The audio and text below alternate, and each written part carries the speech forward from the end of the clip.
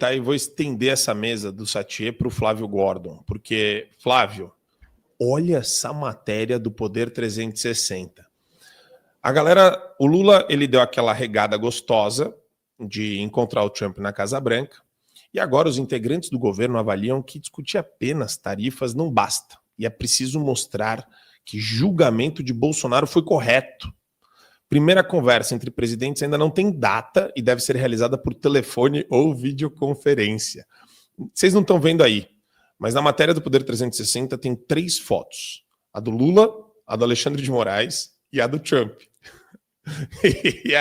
E aqui ele está falando o seguinte, ó, ele quer colocar no pacote de negociação, Flavião, com os Estados Unidos, uma revisão das punições impostas aos ministros do STF enquadrados, no caso ao ministro Alexandre de Moraes e a esposa, enquadrados na Lei Magnitsky. E também a reversão da suspensão dos vistos de entrada das autoridades do Executivo e do Judiciário brasileiros. Como é que vai ser essa... Flávio Gordon, você gostaria de ser uma mosquinha, um mosquitinho para estar na sala para ver essa conversa? Como que vai se dar essa conversa, Flávio? Não, vai ser engraçadíssimo, né? Porque há algum tempo atrás o Lula estava todo pimpão aí oferecendo jabuticaba para o Trump, né?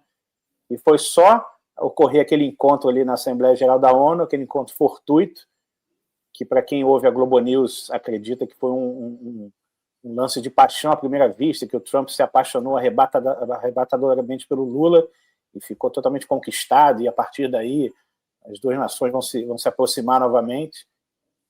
Então, a partir daquilo, parece que o Lula começou a acreditar naquelas palavras do Trump, né?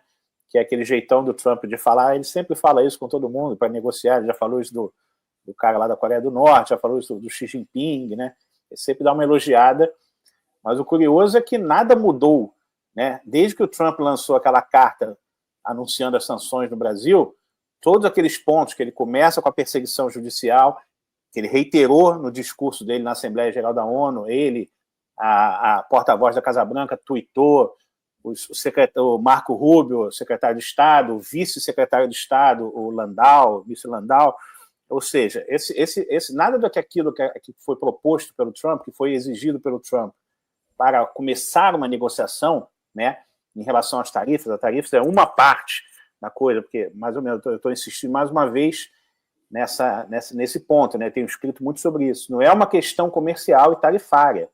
O Trump usa isso como um dos instrumentos para digamos, um reordenamento geopolítico geral que ele está fazendo aqui na América do Sul e, sobretudo, no Brasil, né? Porque ele tem percebido por que aconteceu desde que o Lula tomou o poder. Eu falei tomou o poder, né? Lembrando o camarada Dirceu. Navios iranianos aportaram contra a recomendação americana aqui, aquele encontro estranho.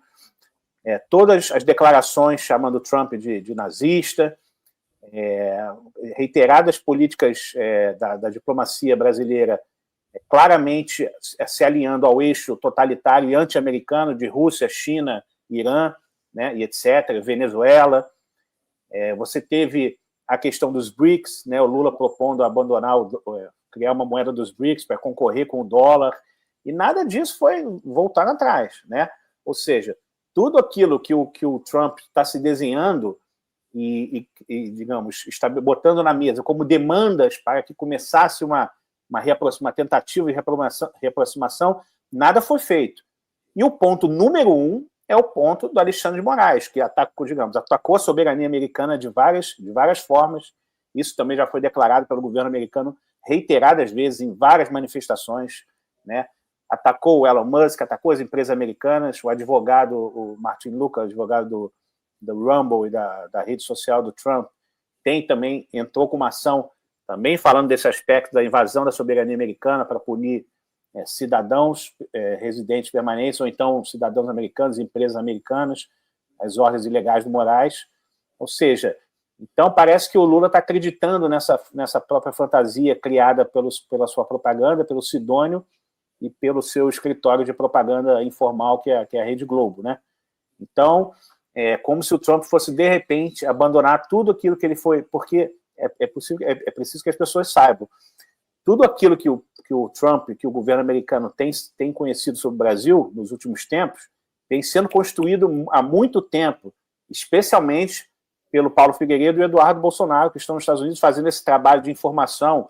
Não é uma coisa assim, chegar, minha opinião, eu acho que o Lula fez isso, na minha opinião, o governo brasileiro está fazendo isso. Não, é um trabalho de levar documentos, um trabalho árduo, muito detalhado, acumulou um grande aparato documental sobre o Brasil para poderem chegar a esse momento que a gente chegou, das sanções, da aplicação da Magnitsky nas nossas autoridades. Ou seja, foi um trabalho muito lento de diálogo, de demonstração do que estava ocorrendo realmente no Brasil, e hoje a gente sabe que o governo americano tem precisa ciência do que está acontecendo.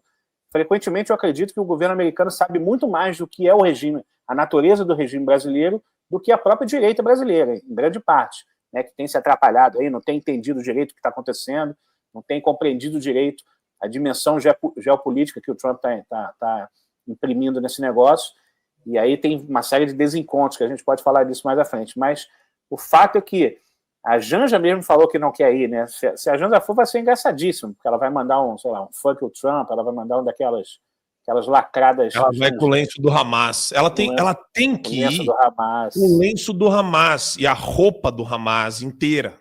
Ela tem que ir. Não, e a coisa.